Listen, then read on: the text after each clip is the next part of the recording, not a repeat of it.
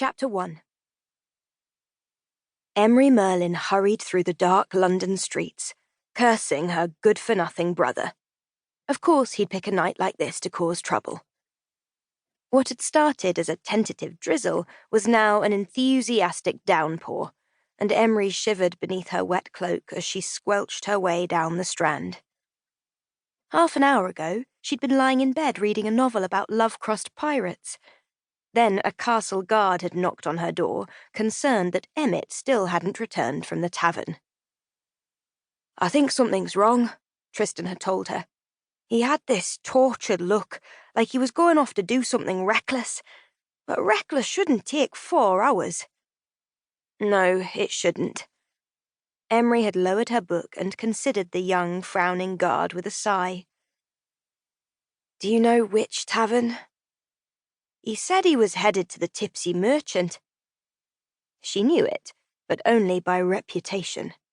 The tavern was a haunt of the city's rougher types, petty criminals, labourers spoiling for a fight, and the occasional guard when they had coin to lose, and when they didn't, but couldn't help gambling anyway. "I'm going after him." Tristan had blanched. "By yourself?" "I'm a wizard. But you're also a lady, and it ain't safe down that way late at night." Emry had assured him that she'd taken precautions. And I have, she thought. Under her sodden cloak, she wore a boy's tunic and hose. Her dark hair, which fell just below her chin these days, was tucked beneath a hat. It was a hasty disguise, and one that wouldn't hold up on close inspection, but still. It was better than traipsing through the city, not to mention the mud, in skirts. As she walked, she considered creative ways to torment her brother if it turned out nothing was actually the matter. Death by 1,000 parchment cuts was currently winning. Honestly, there was mud inside her boots. Emry drew her cloak tighter around her shoulders as a gust of cold air cut through the wet fabric. Between the late hour and the rain, London's streets were empty.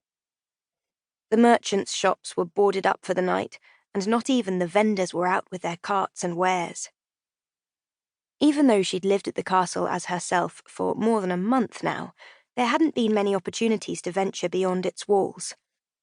The city still felt new to her, a living thing full of dangerous turns and secrets tucked into the shadows. But dangerous and secret were two things that had never intimidated her, and she wasn't going to let them start now. Especially since Tristan had called her a lady. She wasn't anything like the fashionable court ladies in their low-cut gowns who made pleasant conversation about the weather. But that's what she got for being the sole female apprentice at Castle Camelot, training to be the prince's own court wizard. Meanwhile, Emmett had settled in easily, strutting the corridors in his courtier's finest, nodding hello to every lad his age, and not bothering to magic away the telltale lady's perfume that often clung to his jacket. He had never needed to pretend to be anyone other than who he was, the great wizard Merlin's son and rightful heir.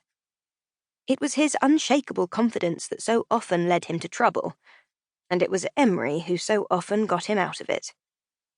Yet she was the one the king had placed on probation. Her cheeks burned with resentment when she thought about it. How King Uther had summoned her to his apartments 2 days after she and Arthur had nearly died at the hands of Morgana Le Fay. The king's icy glare as he'd accused her of encouraging Arthur to seek out life-threatening danger.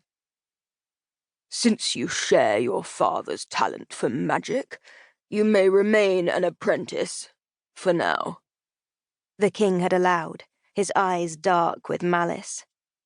"But give me a reason, and you're gone." She had gritted her teeth and mumbled that she understood, even though what she really understood was that she still hadn't proven herself, despite everything she'd done. "Remember your place, girl," Uther had warned as she sank into a curtsy. "And stay the hell away from my son." So she'd avoided Arthur in the corridors, pretending she didn't see his hurt and confusion.